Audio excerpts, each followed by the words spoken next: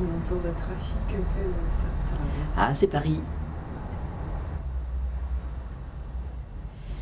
Eh bien, je suis née il y a un peu plus de 75 ans, dans le nord de la France, dans un port qui s'appelle Boulogne-sur-Mer, parce que mon père, qui était ingénieur, reconstruisait la gare maritime de Boulogne. Donc ma famille n'était pas originaire du nord de la France, et c'est par hasard que je suis née à Boulogne-sur-Mer, que j'ai quitté alors que je devais avoir peut-être 6 mois, pour revenir avec ma famille m'installer dans la région parisienne d'où je n'ai plus bougé. J'étais dans une famille agréable, avec d'autres enfants, et j'ai eu une enfance tout à fait normale, si ce n'est que lorsque j'avais 8 ans, j'ai eu un grave accident. J'ai été écrasée par un tramway. Et je suis sortie de là avec des fractures un petit peu dans tous les membres, y compris 2 fractures du crâne, ce qui m'obligeait pendant des mois à rester allongée pour guérir. Et c'était une période très calme de ma vie où j'ai lu tous les livres de Jules Verne. C'est comme ça que je les ai vraiment tous lus. Peut-être que je ne l'aurais pas fait autrement. Après, ça a été le lycée, et puis la guerre. J'étais dans une famille de résistants, donc une guerre difficile, un peu risquée. Nous sommes restés à Paris. Et puis la libération. Alors pendant la guerre, j'ai passé mon bachot, j'ai commencé une licence de lettres. Et puis il y a eu la libération. Pendant un certain temps, j'ai travaillé avec un de mes grands-pères qui était éditeur. Et c'était un travail que j'aimais beaucoup parce que j'allais à la Bibliothèque nationale et que je relisais des textes très classiques, comme les essais de Montaigne ou bien les poésies de Villon, dans les livres originaux, ce qui était un très grand privilège parce que c'était des livres absolument superbes, quelquefois même corrigés de la main de leurs auteurs. C'était le cas pour les essais de Montaigne. Et puis, je me suis mariée et j'ai fait beaucoup de choses dans ma vie. Je me suis occupée successivement d'affaires sociales. Je me suis occupée c'était les grandes difficultés que la France avait en Algérie. Je me suis occupée pendant 5 ans des victimes du terrorisme en Algérie. J'allais régulièrement faire des voyages pour essayer de voir comment on pouvait les aider, victimes musulmanes ou d'origine française, bien sûr. Et puis, mon mari habitait Saint-Cloud, il était le conservateur du domaine national de Saint-Cloud. Et je suis devenue maire adjoint à Saint-Cloud pendant 2 mandatures, c'est-à-dire que pendant 12 ans, j'étais le maire adjoint chargé des travaux, de la voirie, de la circulation, de la police et des pompiers. C'était pas très féminin comme histoire, et c'était assez rare à cette époque-là qu'il y ait des maires adjoints dans des villes déjà un petit peu importantes. Et au même moment, mon mari avait eu cette idée de la Cité internationale des arts, et c'était la grande période de difficulté où il fallait convaincre la ville de Paris de donner un terrain, les pays étrangers de s'intéresser aux problèmes, le ministère des Affaires étrangères. Donc j'ai beaucoup aidé mon mari dans cette période difficile où il fallait essayer de faire connaître l'idée de la Cité des Arts qui n'existait pas encore. Et puis successivement, les choses se sont arrangées, le terrain a été donné par la ville de Paris, il y a eu les premiers conseils d'administration, les premières réunions, la désignation des architectes, la recherche de l'argent pour la construire, et puis les rendez-vous pour étudier les plans, pour savoir exactement quelle idée réellement on avait de cette cité, si on voulait qu'elle soit élitiste, si on voulait qu'elle soit plus ou moins à la portée de tout le monde, si nous voulions qu'il y ait des limites d'âge, ou si au contraire nous étions très libéraux, et si nous ne mettions aucune limite, si nous allions décider qu'il y aurait une liste des disciplines acceptées, ou bien si là aussi nous serions larges, ce qui était le cas. Et ce qui fait que maintenant, par exemple, depuis 10 ans, nous pouvons sans problème accueillir les artistes qui font de la vidéo, ce qui évidemment il y a 35 ans aurait été tout à fait inimaginable. Donc ça prouve que le libéralisme est une bonne chose et que la liberté d'action en est également une très bonne. Alors il a fallu structurer cette cité. Elle a commencé avec un seul bâtiment et avec une standardiste, une secrétaire, un intendant. Et maintenant, il y a 50 personnes qui travaillent dans la cité et il y a 300 résidents. Il y a 7 salles d'exposition, une salle de musique, 5 salles de répétition de musique, un labo photo, un atelier collectif de gravure, un atelier collectif de lithographie, un atelier collectif de sérigraphie. Donc tout ça, ça a beaucoup grandi, ça a beaucoup poussé. Voilà. Et les artistes viennent de partout? Les artistes viennent vraiment du monde entier. Je pense que lorsque nous regardons les listes, nous avons eu des artistes franchement de tous les pays, ou à peu près 113 pays différents. Je crois qu'il doit y avoir 125 pays à peu près au monde. Et il y a 42 nations qui sont fondatrices, c'est-à-dire qui participent à la Cité. Et je pense qu'on peut dire que la Cité est une des fondations les plus internationales. 42 participants, c'est beaucoup. C'est aussi peut-être la seule qui soit multidisciplinaire, c'est-à-dire qu'on y trouve vraiment toutes les disciplines, je vous disais, y compris les vidéastes. Et si quelque chose de nouveau est inventé, nous accueillerons les nouveaux aussi. Il y a aussi le fait que les personnes qui viennent sont souvent accompagnées. À peu près un tiers des résidents sont en couple. Presque un peu plus de la moitié des couples ont un enfant. Donc il y a à la Cité une vie qui n'est pas la vie normale des campus. C'est quelque chose de très différent. Et puis il y a un aspect particulier de la Cité, c'est qu'elle est, et c'est sans doute exceptionnel, elle est au centre de la ville, au centre d'une ville ancienne comme Paris. Donc ça c'est un privilège unique. La plupart du temps, les cités de cette nature sont à la périphérie des villes, sont plus ou moins des campus. Ce qui explique que la Cité est très dense, qu'il y a peu de lieux collectifs, que tout le monde a sa propre installation. Chaque résident a un atelier qui fait à peu près 40 mètres carrés et dans lequel il peut vivre complètement isolé s'il le souhaite. Il peut aussi voir les autres, rencontrer les autres, les inviter à aller les voir. Mais il y a une possibilité de travail retiré si on le souhaite, ce qui est très important. Et aussi cet accès immédiat, direct, à tout ce qui est important dans Paris. On peut aller à pied au Louvre, au musée d'Orsay, au centre Pompidou, au musée Picasso. On peut à peu près faire tout ça en marchant. Et c'est pourquoi que vous avez choisi ce lieu? C'est lié avec l'histoire du Marais ou... C'est lié avec l'histoire. En réalité, Paris est construit depuis très longtemps. Et le dernier grand terrain qui restait disponible après la guerre était celui-ci, qui était disponible parce que les maisons avaient été détruites au début de la guerre parce qu'elles étaient vieilles et sans grand intérêt, et qu'à cause de la guerre, on n'avait rien reconstruit. Donc le terrain était resté vide, ce qui a permis à mon mari de demander à la ville de donner ce terrain. Et ce qui est assez exceptionnel, c'est que la ville est acceptée. Parce que c'est un terrain sur lequel beaucoup de choses rentables auraient pu être construites, alors que la Cité, c'est seulement une idée généreuse. Et vous connaissez un peu l'histoire de ce quartier pendant la guerre? Parce que vous étiez dans la résistance? Oui, moi j'étais un peu jeune pendant la guerre, mais enfin ma famille était dans la résistance. Oui, ce quartier était en réalité l'extrémité du quartier juif, de la rue des Rosiers, qui est par excellence la rue des Juifs à Paris, n'est pas loin, elle est juste de l'autre côté de la rue de Rivoli.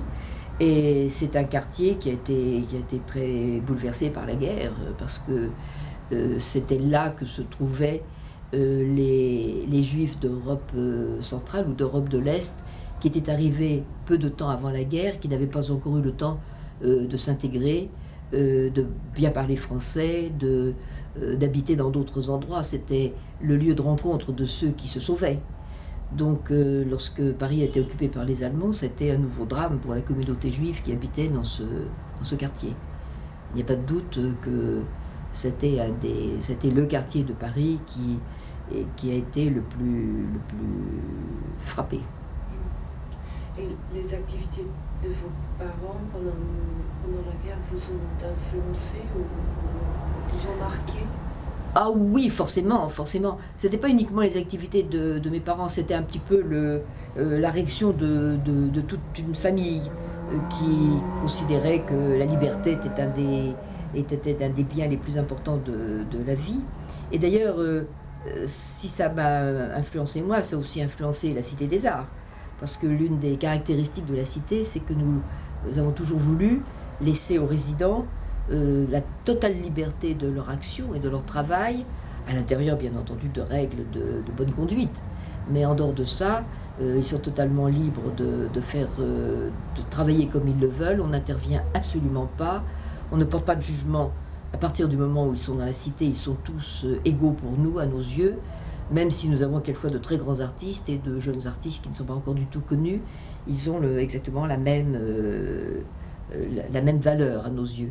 Et d'autre part, en dehors du fait qu'il ne faut pas gêner ses voisins, qu'il faut fermer les portes, qu'il faut prendre sa clé, vous avez tous une liberté d'action complète. Et c'était pour vous pareil pendant votre enfance? Vous étiez libre ou... Ah non. Enfin oui et non. Quand j'étais enfant, il n'était pas du tout normal que des enfants soient libres. Nous devions vivre suivant des règles qui étaient relativement strictes. Nous étions très heureux. Et le fait d'être obligé d'être à peu près bien élevé, c'est-à-dire de dire merci, de dire s'il vous plaît, d'obéir à ce que l'on nous demandait et d'être respectueux à l'égard de nos parents, ne nous a jamais semblé empiéter sur notre liberté.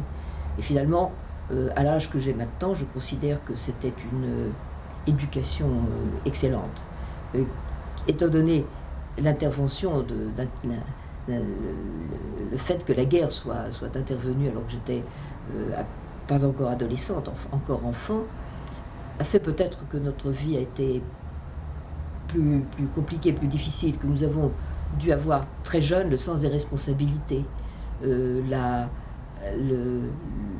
conviction que d'être indiscret, de raconter n'importe quoi, pouvait être très dangereux pour l'ensemble de la famille.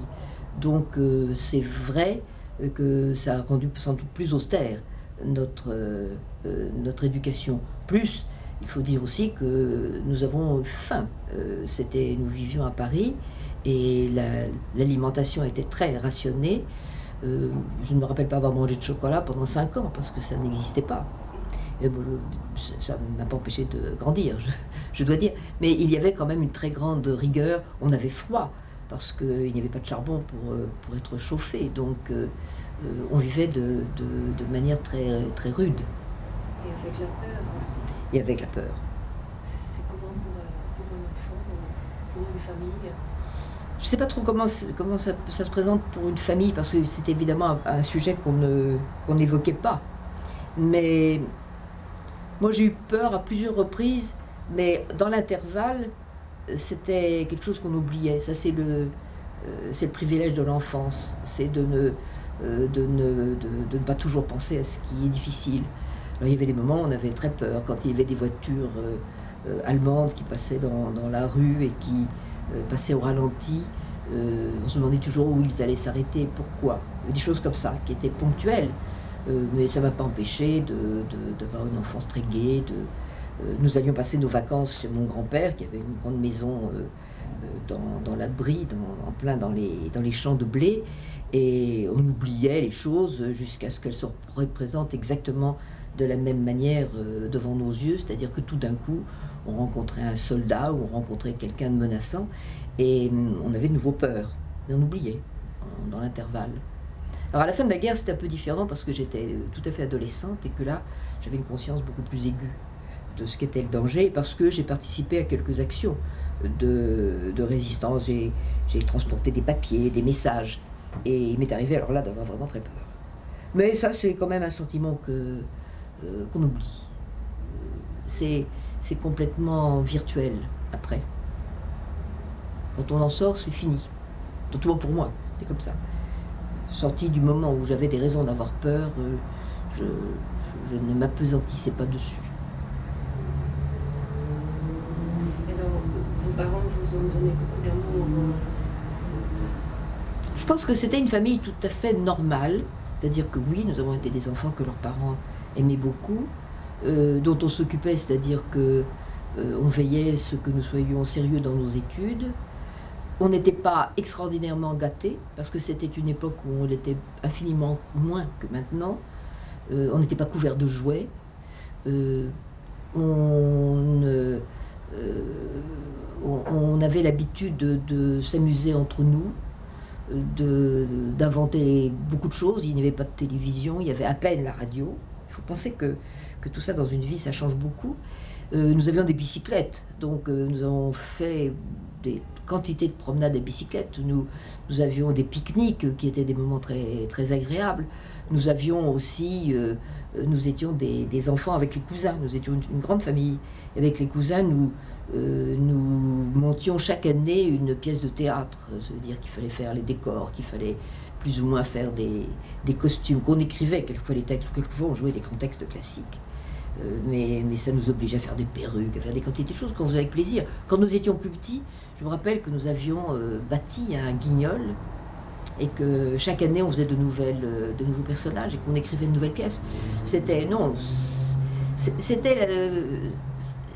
le moment où on passait finalement d'un système qui existait depuis très très longtemps à un système nouveau, parce qu'on commençait aussi à jouer au tennis. Mais en ce qui me concerne, ça a été il y a eu la guerre avant que je ne joue au tennis réellement, parce qu'on commençait pas comme maintenant à jouer très tôt. Mais mes jeunes tantes, mes grands cousins allaient jouer au tennis, et c'était pour nous les gamins qui les regardions partir, ils nous donnaient justement une impression de très grande liberté. Ils fumaient. L'aîné de mes cousins avait une voiture découverte, et les cousines partaient comme ça en jupe blanche pour aller jouer au tennis. C'était vraiment tout à fait romanesque. Et nous regardions ça, mais nous restions. Il n'était pas question de... Et nous étions quand même lorsque nous avions 12 ans ou 14 ans, nous étions des enfants qui devaient être couchés à 9 heures. Alors on trichait, mais raisonnablement. On ne faisait pas de grosses bêtises. Je ne crois pas qu'on ait jamais eu envie de faire des grosses bêtises. On était bien comme ça. Et la religion a joué... Oui, nous sommes d'une famille catholique, pratiquante. Donc c'est vrai qu'il y avait toutes les règles, on allait le dimanche à la messe, et puis on avait un certain sentiment de nos responsabilités, même de nos responsabilités religieuses, c'est-à-dire qu'il y avait la notion un mélange de morale et de religion, qui ma foi n'était pas si mauvais que ça non plus. Ça nous évitait de temps en temps de faire des bêtises. Je pense que l'une des choses qui était la plus répréhensible dans la famille, c'était le mensonge. Ça, c'était très mal vu, quand quelqu'un mentait, et même les enfants entre nous, quand l'un d'entre nous mentait, il était un peu mis à l'index par les autres. On considérait que c'était vraiment très, très mal de mentir. Faire des bêtises, c'était pas très grave, mais mentir, c'est vilain, très vilain. Alors oui, le fait d'aller au catéchisme, de faire notre communion, d'aller à la messe, d'avoir toujours les grandes fêtes familiales, étaient toujours des fêtes à connotation religieuse. C'était les baptêmes, c'était les mariages, c'était les communions des uns et des autres. Ce qui fait que, bien qu'étant une grande famille, on se retrouvait régulièrement à toutes ces occasions. On se retrouvait nombreux à toutes ces occasions. Et c'est toujours comme ça pour vous maintenant ? Moi, je suis toujours pratiquante. Je ne suis pas sûre que tous mes jeunes cousins, ceux qui ont 20 ans maintenant, le soient. Mais dans l'ensemble, je pense que tous les enfants sont quand même baptisés et que tout le monde se marie à l'église. Mais c'est vrai qu'il y a eu sûrement une assez grande évolution. Mais ça a été aussi dans notre vie à tous, c'était un élément d'équilibre, plutôt de bonheur qu'autre chose. C'était pas du tout un poids. Pas du tout. Et vous avez eu des enfants vous-même ? Moi, je n'ai pas eu d'enfants. C'est pour ça que j'ai eu tout mon temps pour faire autre chose. Je pense que si j'avais eu des enfants, j'aurais pas pu faire tout ça. Enfin, ça n'a pas été délibéré de ma part, ça s'est passé comme ça. Ça vous a manqué ou... Pas considérablement, parce que j'ai toujours été entourée, je suis encore entourée de gens proches. J'ai aussi vécu à une époque où il n'y avait pas tout le système médical qui existe maintenant, et ne pas avoir d'enfant était dommage, mais ce n'était pas pris comme un drame, comme ça peut l'être maintenant, avec toutes les recherches qu'on peut faire pour être sûr d'avoir un enfant. On n'avait pas un enfant sur commande. Donc je pense que les choses étaient vues d'un œil tout à fait différent. Mais en fait, à la Cité des Arts, vous avez les artistes sont un peu vos enfants. Vous voyez Oui, j'ai quelquefois des grands-enfants. La plupart du temps, ce sont des grands-enfants. Non, on ne peut pas parler d'enfants, parce que donc j'ai beaucoup d'affection pour beaucoup de résidents que je connais bien. Il y en a qui sont plus fugitifs, ça dépend du temps qu'ils passent à la cité. Il y en a qui passent 2 mois, il y en a qui passent 2 ans. Donc je ne les connais pas de la même manière. Mais c'est vrai que je suis en relation avec beaucoup d'anciens résidents. J'ai dîné hier avec 2 anciens résidents algériens. Je vais dîner ce soir avec un ancien résident français, qui est maintenant professeur à l'école des arts décoratifs et qui a largement l'âge de raison maintenant. Je ne peux pas tout à fait les considérer comme des enfants, mais vraiment comme des amis, oui. Il y en a beaucoup. Je vais partir dans 15 jours, je vais partir en Australie, parce qu'il va y avoir l'inauguration d'un mois de la culture française, et que ça va être fait autour des résidents australiens qui ont été à la Cité des Arts, et je vais tous les rencontrer. Il y en a 48. Et avant de partir, je vais reprendre les fiches pour être sûr de bien reconnaître tout le monde. Mais oui, ça fait une très très grande famille. Alors, pas uniquement pour moi, je pense que la Cité des Arts représente, pour beaucoup d'artistes à l'étranger, représente des liens. Beaucoup d'entre eux se sont connus ici, continuent de se connaître. Et par exemple, là je vais aller à Sydney, cette fois-ci, mais l'année dernière, il y a eu une grande exposition à Melbourne. Et dans les journaux australiens, il précisait qu'il n'y a pas en Australie d'association d'artistes, comme il y en a dans beaucoup de pays. Et que le meilleur lien qui existait entre des artistes de Melbourne, c'était le fait d'être venus à Paris à la Cité des Arts. Qu'après, ils avaient ce point commun et qu'ils se retrouvaient pour évoquer leurs souvenirs ensemble, et que c'était ça le lien entre eux. Je pense que c'est un petit peu la même chose à Sydney. C'est la même chose dans les pays lointains. Je me rends compte, je vais souvent en Chine. Et en Chine, il y a cette espèce de même sentiment familial. Quand je vais à un endroit en Chine, il y a presque toujours un ancien résident qui prend l'initiative de réunir 25 ou 30 anciens résidents et d'organiser un dîner. Mais ça veut dire qu'ils se connaissent entre eux. C'est pas uniquement me connaître moi. Et est-ce que vous avez voulu être artiste vous-même? Non. Non, parce que j'ai pas de talent. Donc, j'ai jamais été tentée. J'étais comme on l'est dans un milieu familial comme le mien. J'ai fait de la musique jusqu'à 18 ans, j'ai fait du piano. J'étais relativement douée, je peux encore jouer du piano, mais pas d'une manière qui m'intéresse, parce que c'est pas suffisamment bon pour que ça m'intéresse. Je pense que je n'étais pas extrêmement douée pour faire autre chose. Je dessine pas mal, mais ça n'a jamais été pour moi une tentation d'action. J'ai jamais été tentée de faire autre chose que d'utile. Je fais un croquis parce que j'en ai besoin, mais pas plus. Et en revanche, j'ai toujours été tentée de contact avec les gens. Quand je me suis occupée je le disais au début, pendant la guerre d'Algérie, c'était pour rencontrer des gens malheureux, des gens qui avaient perdu le chef de famille, qui avaient perdu des enfants. Oui, ça m'intéressait. Quand j'étais maire adjoint, c'est aussi parce que c'est finalement le service d'une communauté. Et la Cité des Arts, c'est ça aussi. Ce qui m'intéresse à la Cité des Arts, finalement, c'est toujours les êtres. Je ne suis pas toujours et de loin d'accord avec l'œuvre des résidents. Il y a parmi les résidents, mettons en pourcentage, je pense qu'il y a 10% de l'œuvre des résidents que j'aime vraiment, qu'il doit y avoir 80%, ce qui fait 90%, qui m'intéresse, et qu'il y a 10% de l'œuvre des résidents que je ne comprends pas du tout. Mais en revanche, et je pense que c'est vrai pour tout le monde, ça, à peu près. Mais en revanche, je suis toujours intéressée, toujours, par vous tous. Vous avez toujours une qualité humaine qui m'accroche, qui m'intéresse. Et c'est une des choses peut-être qui m'a le plus appris dans la vie, puisque ça fait quand même maintenant 38 ans que je m'occupe de la Cité des Arts, c'est le fait que vous êtes tous intéressants. Que vous, à des degrés très divers, de culture, d'origine, vous êtes tous humainement intéressants. Vous n'êtes pas tous artistes, enfin pour moi, vous n'êtes pas tous artistiquement intéressants. Et ça doit être vrai pour tout le monde, parce que moi j'aime certaines choses, d'autres personnes qui s'occupent de culture aimeront d'autres choses, mais il n'est jamais possible qu'on aime à 100% des œuvres aussi personnelles que des œuvres d'art. Mais sur le plan humain, je n'ai jamais eu de déception. Ou peut-être, je pense que j'ai dû voir presque 15 000 résidents, à peu près, même peut-être un peu plus. Et j'ai peut-être eu 5 moments très difficiles, 5 ou 6 moments très difficiles, avec des gens vraiment très difficiles. Mais c'est exceptionnel, ça veut dire que ceux qui viennent à la cité sont déjà très sélectionnés. Ils sont d'une moyenne humaine bien meilleure que les gens dans la rue. Oui, vous croyez qu'il y a une différence entre les gens dans la rue, disons, et un artiste? Sûrement. Alors, un artiste représente quoi?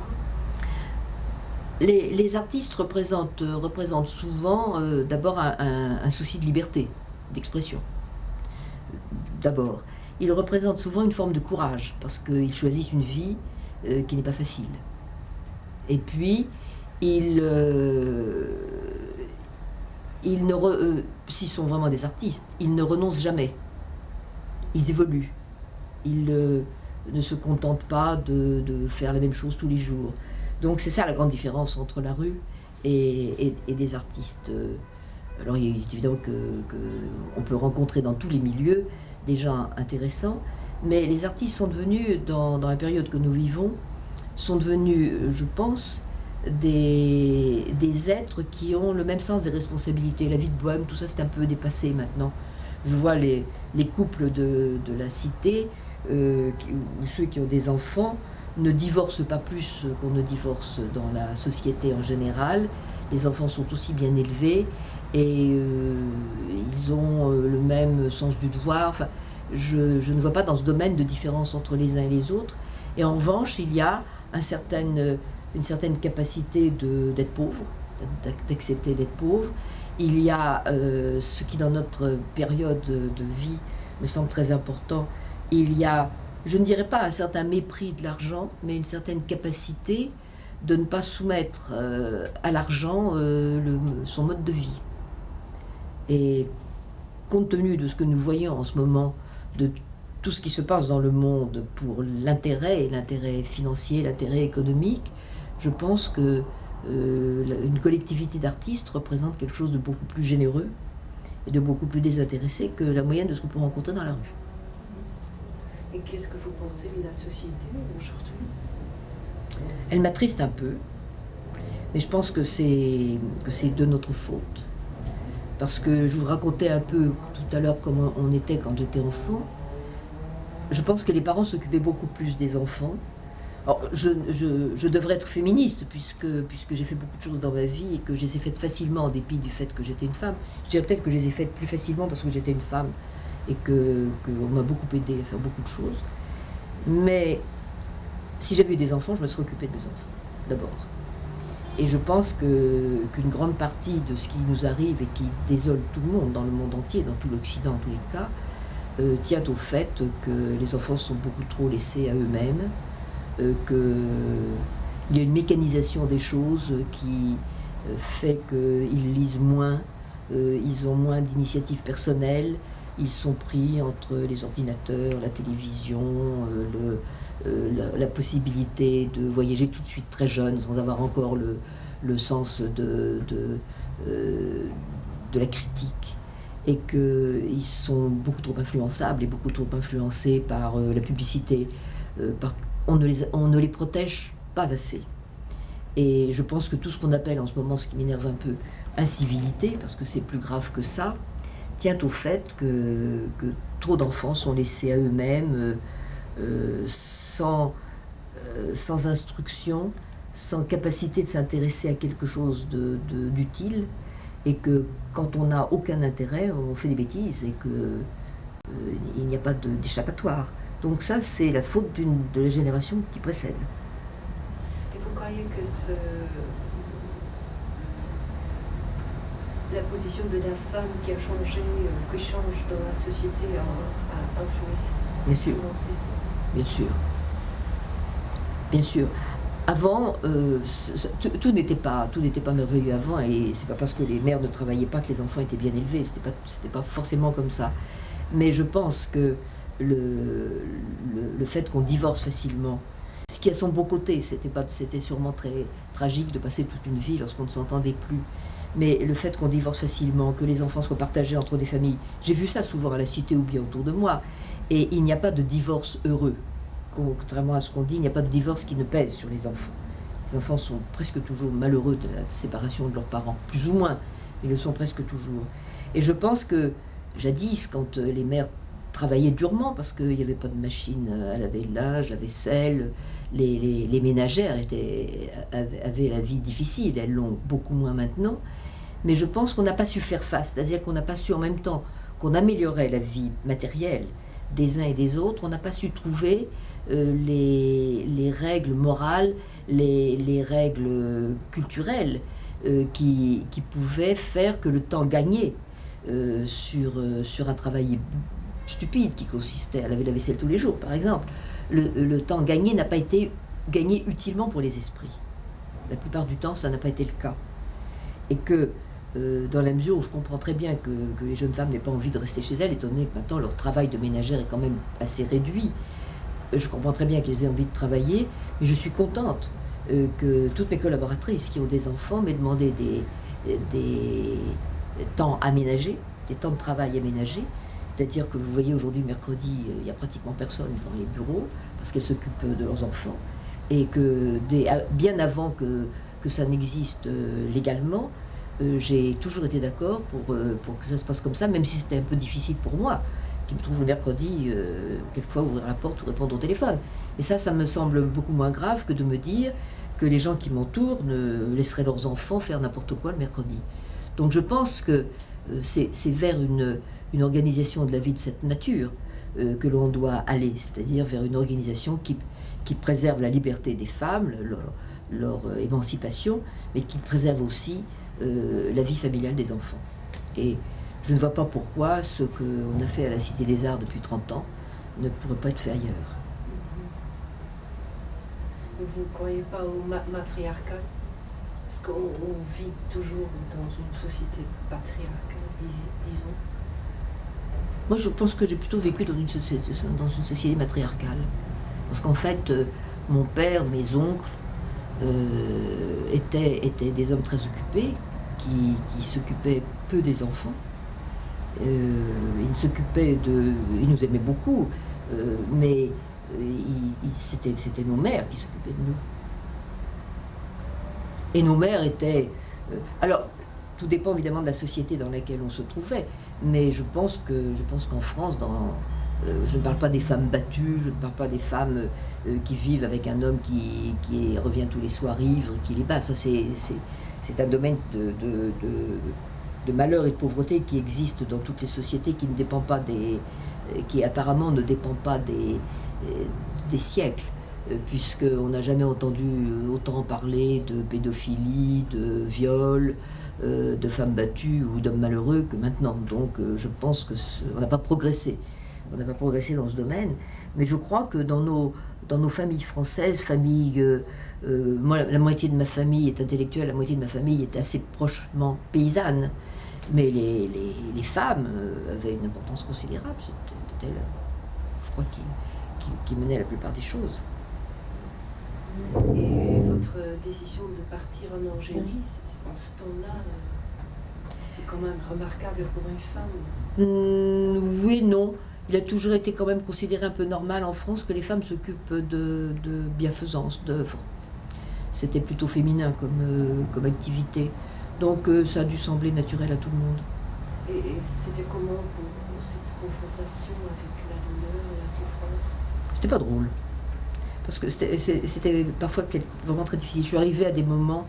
C'est là où quand on parle des responsabilités de la France ou de l'Algérie, c'est très difficile de les mesurer réellement. Parce que j'ai assisté à des scènes telles qu'on ne sait plus très bien où se trouve le responsable, les responsables.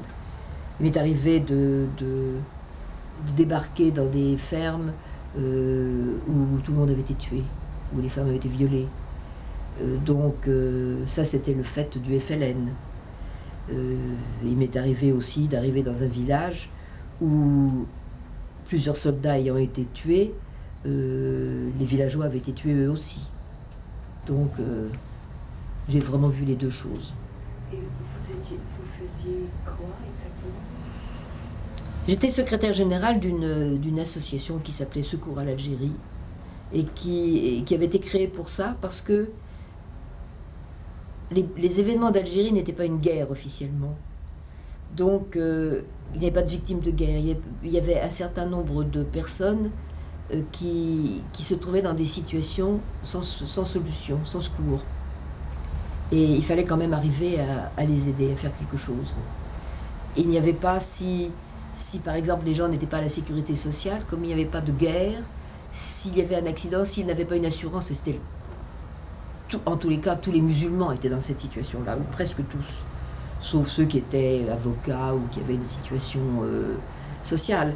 Ils étaient presque tous dans cette situation de n'avoir aucun secours s'il leur arrivait quelque chose. Donc il avait fallu créer quelque chose. Et l'Algérie avait été pendant des années et des années et des années dirigée par des gouverneurs. Et il restait 5 gouverneurs vivants, dont 3 étaient des très vieux messieurs, mais qui étaient encore vivants. Et c'est avec ces 5 gouverneurs, qui étaient d'opinions politiques différentes, que j'avais créé cette association, de telle manière qu'elle n'avait pas de connotation politique. Elle venait seulement au secours. Alors il y avait un gouverneur qui était un socialiste, il y en avait un autre qui était un homme de droite, et il y avait un radical, et puis les 2 autres, je ne sais pas trop ce qu'ils étaient. J'avais fait en sorte qu'il ne puisse pas y avoir de connotation politique, et j'avais fait en sorte qu'on vienne à l'aide de tous ceux qui en avaient besoin, quelle que soit leur appartenance et leur origine. Mais ça m'a permis de voir à quel point il est difficile de se faire une opinion, comme il est difficile de se faire maintenant une opinion sur ce qu'était l'attitude des Français pendant la guerre. Je le dis d'autant plus volontiers que j'étais dans une famille où on a pris des risques, mais c'est facile maintenant à de jeunes gens, de jeunes historiens, de critiquer. Je demande qu'on essaye de se remettre dans l'atmosphère de l'époque, et qui était une atmosphère de guerre qui n'existera plus jamais.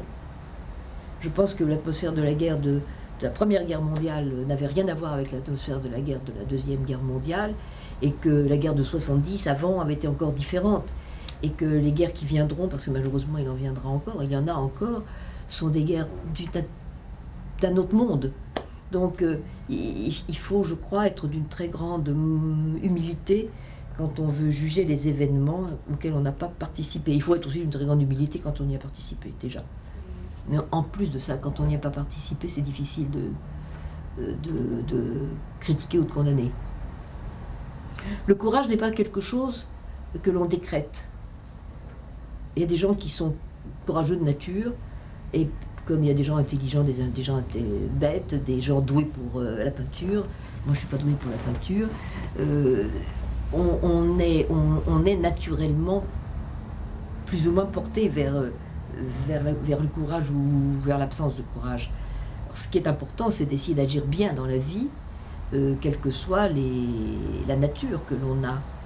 Mais ce n'est pas aussi facile que ça. Et ce n'est pas forcément facile de risquer sa vie en sachant qu'on la risque. C'est très facile, 25 ans après, d'en parler. Quand on est passé par là, on réfléchit avant de juger. Et maintenant, aujourd'hui, vous faites quelque chose avec tous ces mémoires? Non. Non, il faut qu'on me pose des questions pour que j'y pense. Je suis toujours plutôt dans la vie actuelle. Je suis toujours un petit peu dans l'avenir, un petit peu dans la prospective, et assez peu dans le passé, tout en sachant, comme tout le monde, que le passé, c'est ce qui vous structure, qu'on est une addition de ce qui s'est... on a des cicatrices physiques, morales, c'est ça la vie. Mais je pense qu'il ne faut pas trop de rétrospective, et que... Non, parce que si, c'est long, vous savez, 75 ans. Alors je devrais dire 65, parce que les 10 premières années, mais encore il y a des souvenirs, il y a des choses qu'on fait pendant les 10 premières années. Mais il s'est passé tellement de choses passionnantes tout le temps. Donc je serais même probablement dans l'impossibilité de dire ce qui dans ma vie m'a semblé le plus utile ou le plus intéressant. Suivant que je passe en revue certaines choses, je me dis ça, puis après je me dis mais non, plutôt ça. Et je n'ai pas de conviction très ferme. Tout a été vraiment, toute la vie est intéressante, même les choses simples. Sont tout à fait passionnantes. Voilà. Et l'avenir, pour vous? L'avenir, pour moi, c'est d'organiser ce que je suis en train de faire, la survie de la cité quand moi je vais la quitter. Donc c'est ce que je suis en train de faire depuis 3 ans, ça marche bien, petit à petit. Il y a un directeur administratif qui commence à bien connaître son domaine. Il y a un nouveau directeur général qui commence à connaître son domaine aussi. Et puis, à un moment donné, il faudra qu'il y ait un autre président que moi. Alors ça, c'est la 3e étape à laquelle je suis en train de penser. Et puis, à ce moment-là, je pourrais voyager tranquille, peut-être. Je sais pas ce que je ferai. Non, voyager ne m'intéresse pas qu'à moitié. Ça m'intéresse quand je vais faire quelque chose de précis. Aller en Australie pour cette ouverture du mois de la culture française, ça m'intéresse beaucoup. Je n'imagine pas un instant que je puisse partir faire un voyage de simple curiosité. Là, je crois que j'aimerais mieux aller dans ma maison de campagne et m'occuper de la nature, probablement. Ou bien rester à Paris, aller voir des expositions, voir des tas de choses que j'ai pas le temps vraiment de voir, retourner au musée Guimet, aller me promener au centre Pompidou, ce que je fais comme ça exceptionnellement. Je pense que j'aimerais beaucoup mieux le faire, et puis voir des gens, continuer à voir des gens. Et vous, si vous repensez à votre relation ou votre mariage, est-ce que vous pensez que vous avez rencontré le grand amour, ou ce qu'on dit c'est le grand amour? Ah oui, alors là sans aucun doute. Je pense que j'aurais pu épouser que mon mari et que nous avons été très bien ensemble. Je pense que c'est aussi un peu son sentiment, donc pas de problème. C'était prévu pour... Non, je me suis pas mariée jeune. J'avais pas une envie absolue de me marier. C'était pas comme ça pouvait l'être pour certaines jeunes filles, le but de la vie.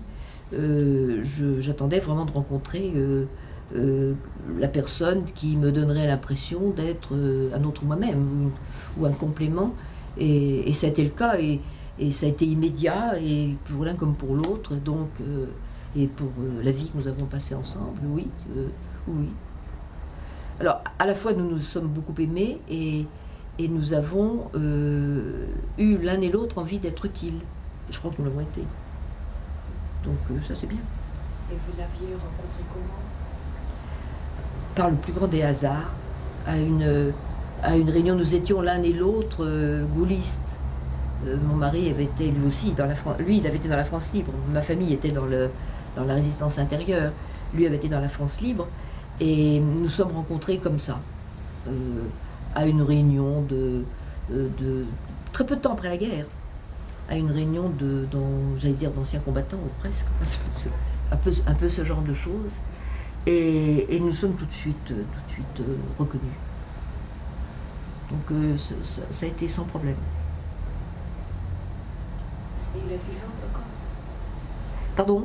Il est vivant encore? Non, il est mort il y a 10 ans. Il y a 10 ans.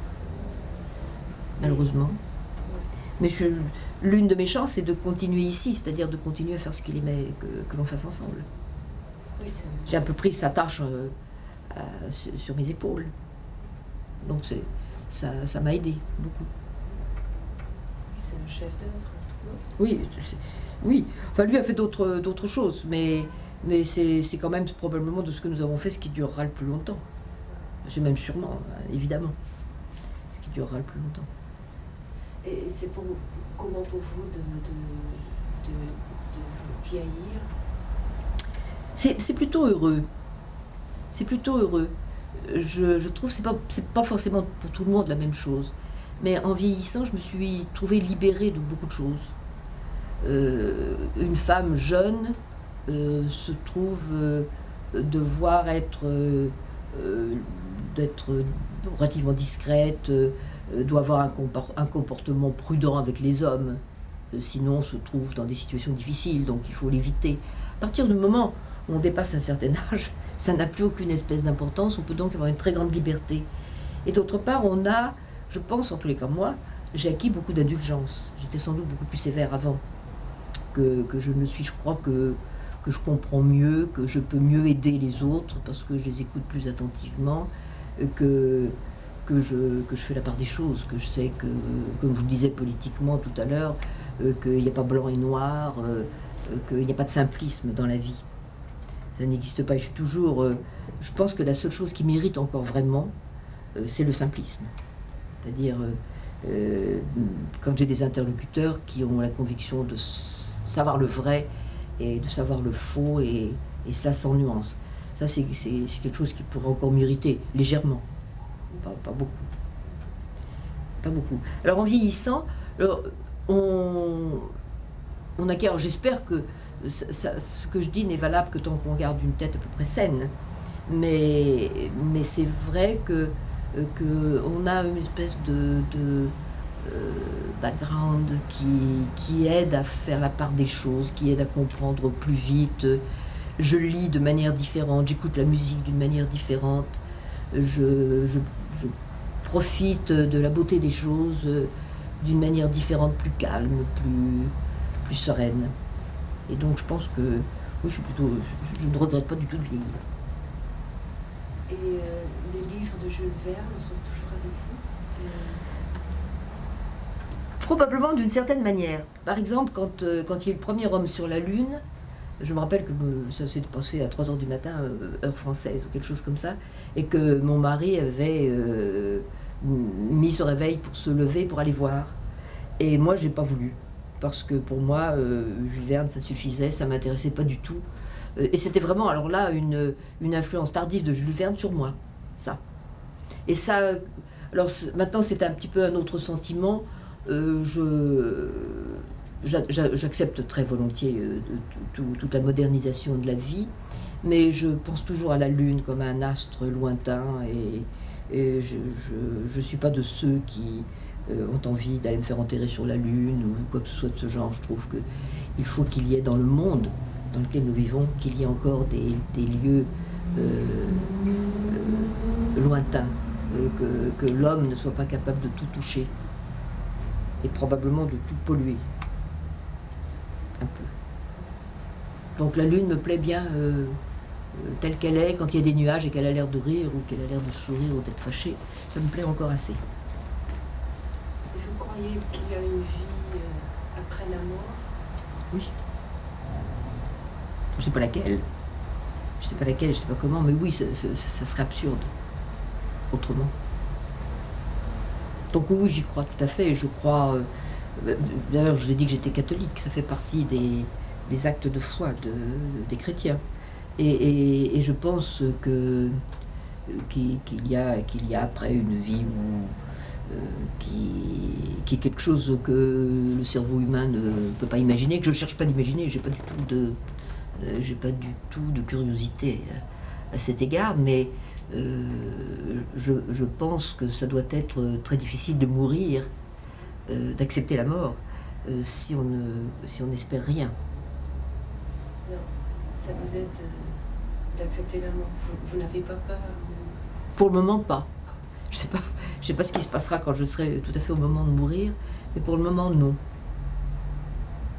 Non, je pense que ça doit être, c'est quelque chose de naturel. Tout le monde étant passé par là, qu'est-ce qu'on peut faire? N'importe comment. Mais le fait de me dire que quelque chose de plus grand qui nous accueille me semble assez confortable. Et si vous pourriez avoir une autre vie, ce sera, vous avez des rêves ou ça sera Non. comment? Non, je pense que j'ai eu comme chacun des difficultés, des chagrins, bien entendu, mais je pense que dans l'ensemble j'étais très privilégiée, que je vois pas pourquoi j'inventerais quelque chose de différent. Vous savez, quand on joue à dire si vous pouviez changer votre aspect physique, comment est-ce que vous voudriez être? Je me suis toujours posé la question, non pas que je me trouve spécialement belle, mais est-ce que j'aurais mieux aimé être blonde? Est-ce que j'aurais mieux aimé être petite? c'est tellement compliqué, parce que dès qu'on veut changer quelque chose, on change tout. Donc, je dois avoir l'esprit simple et me dire que non, je vois pas de raison. Je vois pas d'intérêt. Je pourrais dire, vous avez interviewé Mme Berganza, je pourrais dire que ce qui est vrai, j'aurais aimé avoir une très belle voix, bien. J'aurais aimé avoir beaucoup de talent de peintre. Bon, j'aurais aimé être un écrivain de grande qualité, sûrement.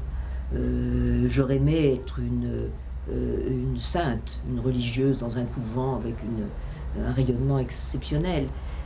Tout ça, j'aurais aimé, mais comme il faut choisir, et qu'on ne peut pas être tout à la fois, moi j'ai un mélange de je ne sais quoi, et puis ce mélange, bon, il est tel qu'il est, je le reçois avec reconnaissance et gratitude.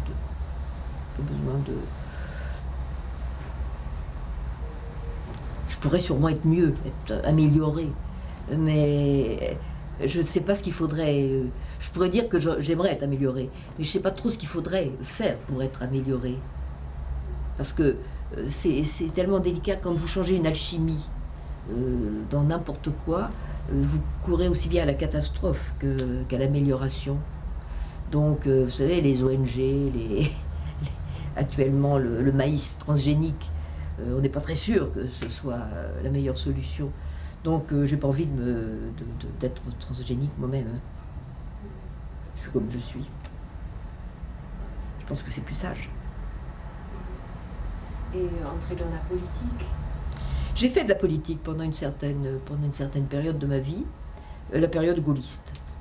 Mais ça tenait à la stature, à la qualité du général de Gaulle. Une fois qu'il a disparu de la scène politique, j'ai plus envie de faire politique. J'étais vraiment très attachée à sa personne. Parce qu'il se trouve que je l'ai connu, que mon mari l'a connu, que nous lui étions très dévoués. Mais ça, c'est les rencontres d'une vie, là aussi, qui se font avec un personnage et puis qu'on ne renouvelle pas, même si les autres sont sympathiques. Les personnages, c'était la guerre, c'était la voix qu'on entendait pendant la guerre alors qu'on avait peur et que c'était vraiment l'espoir. Alors après, en plus, c'est un homme qui avait des qualités exceptionnelles, que tout le monde reconnaît, c'est pas la peine de le dire. Donc oui, tant qu'il a été là, si nous pouvions faire quelque chose pour lui, nous le faisions volontiers. Quand il est revenu au pouvoir en 1958 et qu'il a rencontré tous les représentants de la 4e République, c'était dans notre salon qu'il est venu les rencontrer, 3 soirs de suite. Donc on a été mêlés à la politique de cette manière-là. Ça veut dire qu'il nous avait fait confiance, qu'il avait pensé qu'on le recevrait discrètement et qu'on n'irait pas raconter tout à tout le monde tout de suite. Mais c'est une manière de faire de la politique qui est un peu différente de ce qu'on fait maintenant. Et avec la présidentielle qui va venir, vous allez voter? Bien sûr, ça c'est un devoir. Je pense que c'est un devoir civique important de voter. Pas de doute. Mais nous sommes pas uniquement la France, hein, c'est vrai en Allemagne, c'est vrai un petit peu partout. Nous sommes dans un monde difficile où l'influence que les hommes d'État ont sur les événements est beaucoup moins grande qu'elle n'a été. C'est bien plus difficile. La vie politique au sens important du terme est beaucoup plus difficile. La situation actuelle dans le monde, les attentats terroristes, les réactions qui risquent d'être excessives, la méconnaissance que les uns ont des autres, c'est quelque chose qui m'inquiète, parce que je pense que il y a tout dans les événements actuels, il y a toute une série des réactions les plus dangereuses, les plus graves, qui sont dues au fait que les gens ne savent pas. Je pense par exemple que quand on parle de l'Afghanistan, il y a toutes sortes de gens qui en parlent. Alors il y a d'un côté une histoire qui n'est pas tout à fait vraie, où les hommes ont tous les torts et où les femmes sont toutes victimes. Il y a eu probablement une dernière période pendant laquelle ça a été comme ça, mais les hommes étaient aussi malheureux que les femmes finalement dans cette dernière période. Alors c'est un petit peu ce que je vous disais, c'est le simplisme, ça. Et le simplisme des jugements dans ce domaine, c'est quelque chose qui peut faire sauter la planète. Et je crois qu'il faudrait qu'on arrive, mais c'est difficile, c'est pas quelque chose qu'on peut atteindre rapidement, qu'on arrive à plus de tolérance. Et pour ça, il faut qu'on reprenne les choses à la base, c'est-à-dire qu'il faut que les enfants, qu'on s'occupe mieux des enfants, que les enfants soient élevés avec le sentiment de la tolérance, de la responsabilité, de l'intérêt de ce qu'ils font dans la vie. Et c'est à partir des enfants qu'on peut refaire le monde. Et est-ce que vous avez des conseils à la prochaine génération ou à des jeunes? Non. Non, parce que je pense que la vie va continuer à évoluer et que ce que je pourrais dire sera complètement obsolète, ça n'aura plus de sens. Non, je crois qu'il faut que chacun se mêle de sa propre vie, mais que la seule chose qui soit absolument évidente et absolument certaine, mais qu'on oublie souvent, c'est que le plus important, c'est l'être humain.